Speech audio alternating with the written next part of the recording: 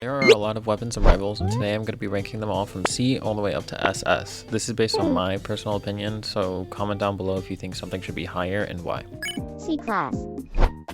Scepter. This is a secret weapon primarily found in the Rivals RNG game mode, and as cool as it sounds to be a wizard with a scepter shooting out magic balls, it's actually very weak, slow, and inconsistent, and it's just not what you're going to be wanting. Like, pretty much any other primary is better. Energy rifle. The idea they had for this weapon was good, but using it in an actual match is just horrible. I can see how people could argue that it has lineups, but in a match where the other person is actually going to be moving a lot and where they actually know what they're doing, it's pretty much pointless to try and do a lineup. And fighting with the energy rifle head on feels very inconsistent, and you want just about anything else, just like the scepter. It's just something you don't want to get. If you're going to get one of the golden weapons, this is probably the last one you want to get because this is the worst out of the bunch. B class. Shotgun. This weapon entirely relies on range because it hits like a truck at close range but turns into a complete pea shooter if you're not right in their face. It also has pretty much no skill ceiling, since the only thing you can really do is know how to manage distance better, and that's about it. Gunblade.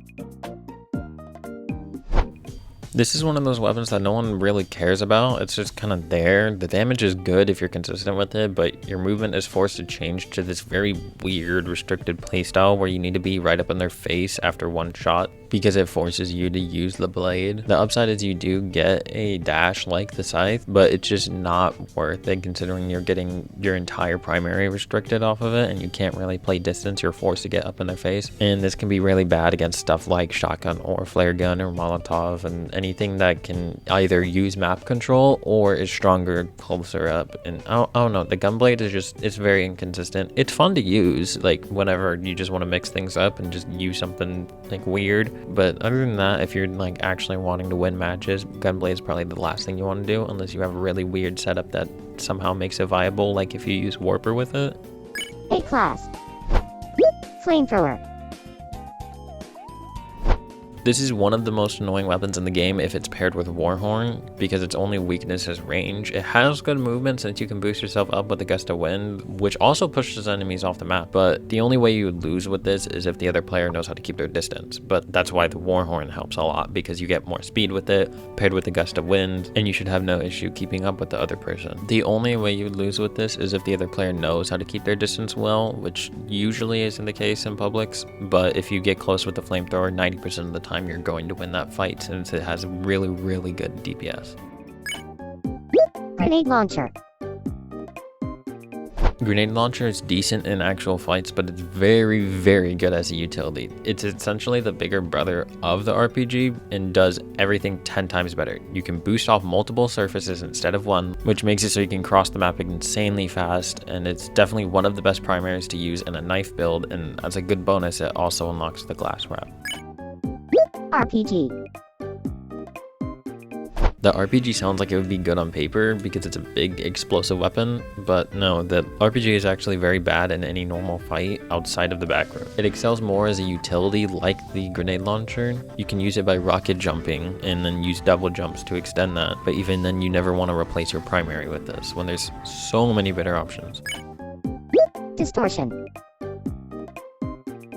Distortion is actually really cool, but it's not worth the 750 key price tag. It has the ability to shoot out a black hole that makes enemies spin in it, but that usually just makes it more difficult to hit them. And the movement speed is bad as well, making you a lot slower. S class. Crossbow. This weapon is pretty much just a faster but slightly weaker sniper. It deals half HP in one headshot and a quarter for a body shot. So just like the sniper, relies on good aim. But what the crossbow does to compensate for that lower damage comparison is it's able to shoot through the katana, which forces other players to actually fight you. Paintball gun. The paintball gun has fallen off tremendously. It used to have higher damage, higher ammo, and now it's stuck with barely enough ammo to kill one person, and it's useless in 2v2s. It has a very long reload time and almost no ammo reserve. The only thing keeping it this high up is the fact that the skill ceiling is high, so the better you are, you can deal with those long reload times. And if your aim is good enough, you can usually get someone down really quickly. But even then, the AR is just much more reliable. The damage is pretty much the only thing keeping it up. Bow. I almost never see any bow users, which is very surprising considering how good it is. This weapon used to be very good. I would have put it in one of the top weapons if it weren't for the damage nerf, but even then, the DPS is still very good. If you know how to aim projectiles properly, you can do over 100 damage in one fully charged headshot, and then all you need to do is hit one body shot. You have very quick movement, a double jump, very high skill ceiling, good damage, and broken hitboxes. You can time shots to hit the other person before you can even see them, and the only downside is it gets harder to use the further away you are, and even then, most of the time people choose arena, so it doesn't matter. SS class. Burst rifle. Burst rifle is one of those weapons that actually makes me worried when I see someone using it. It's very high damage, insanely high skill ceiling, and it's essentially the AR if it was more annoying and if it packed more of a punch. If you and your enemy briefly peek out of a corner and shoot each other, one using AR, one using burst, each hitting all shots, the burst will always do more damage. Permafrost. This weapon was disgusting the first time they released it, even though it's still crazy overpowered, but not as much. It slows down enemies, has a very high DPS, it can freeze enemies, and overall is just flat out unfair. The only weakness for this is its range. It doesn't have any ADS because the freeze is its ability, so the spread gets very inconsistent after a certain distance. Assault rifle. The assault rifle doesn't need an introduction. It's what most people use, and it's for a good reason. It's a very well-rounded weapon with very high damage, good reload time, and it's very reliable, and it's one of the best. Minigun. The minigun single-handedly can make an entire server run away. It makes you unbelievably slow and have really bad movement, but it has the highest DPS out of all of the automatic weapons. It has no skill ceiling considering the only thing you can do is spray and pray, but regardless, it's terrifying to go against, especially if they have good aim. Sniper. How good the sniper is scales based entirely on skill. If you're bad with it, it's useless. If you're good with it, it's overpowered. With a one-tap headshot, it easily takes one of the top spots for high skill ceiling, as well as one of the top weapons overall.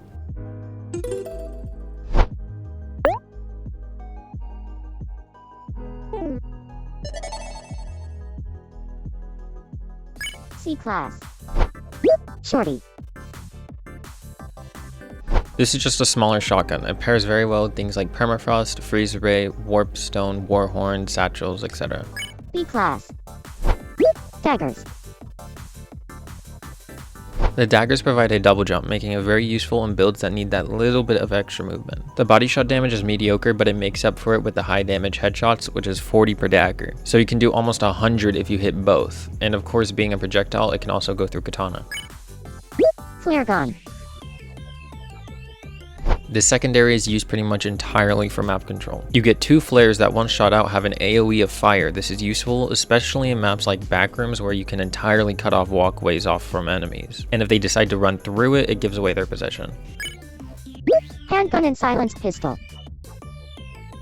Well-rounded middle ground secondary. It's mediocre, but it's not bad. Provides a good challenge for people who are looking to use something that isn't too overpowered, but also not too weak. The science pistol is just a cooler handgun. It's only available in the head honcho game mode as well, so it's rarely ever going to be used.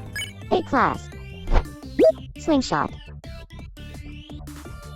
Slingshot is another one of those weapons like bow that I rarely see regardless of its high damage, which is very surprising. The projectiles make it a little bit tricky to hit, but if you can, the slingshot's very good. Each projectile has a good hitbox, it does very good damage, and can bounce off of walls. This makes it very good if you know how to angle your shots properly, making it a pretty good skill ceiling, and on top of all that, it can also go through katana. Spray. Spray is the cheapest and one of the most useful secondaries. The spray costs only 5 keys and is capable of shooting through riot shields and katana. It's essentially a cheaper exogun that doesn't have an AoE. The only place it lacks at is damage. Most other secondaries are capable of better damage output, however, if you get good with this weapon and treat it like a burst, it could surpass a lot of secondaries as well. S-Class. Exogun. The exogun does 10 damage for AoE and 20 damage for direct hits. Direct hits on the exogun also count as a headshot, so hitting their head doesn't do extra damage, so aiming for the head doesn't really matter with this weapon. The exogun excels most where you hit pre-fire shots with the AoE, using it to bypass katana, riot shield, as well as an amazing way to put pressure on the enemy because it has a 0.6 second reload. Energy pistols. I was debating even keeping the energy pistols up after the most recent damage nerf. It already had horrible damage, but now I just rather use the Uzi. But nonetheless, the energy pistols still stand as the best secondary to apply pressure with its infinite ammo, making it an easy pick in 2v2s and up, or in 1v1s where I know the other person will sit back and reload. Its main purpose is to counter, not to duel. Revolver. The revolver packs a heavy punch at the cost of aim. It got knocked down after the nerf, but with a 30 damage body shot and a 40 damage headshot, it's still a very reliable, hard-hitting secondary. Anyone who likes weapons that require more precise aim will love this weapon. Uzi. One of, if not my favorite secondary. It's an automatic with good spread, good ammo, amazing damage, and it's definitely one of the most consistent secondaries that you can pick, which is very surprising considering it's so cheap. Only downside is that with most other weapons, the damage drop off. It lacks that range, but in maps like Arena, it's just a no-brainer. SS-Class. Warper. And finally, the Warper. This secondary is absolutely broken if it's used by the right person. The Warper has such a high skill ceiling that anyone good with the Warper can single-handedly make everyone change their playstyle. It quite literally changes how the game works entirely and just makes you paranoid the entire time. No fair duels, no tracking the other person or holding pressure on them. They're in front of you 1 second, behind you the other, and just completely gone the next. The portals aren't big for the enemy like they are for the user. They have no sound when they're passed through, and it's hands down the best secondary in the entire game. At the time of this recording, it's the most broken thing in the entire game, and there's no debate.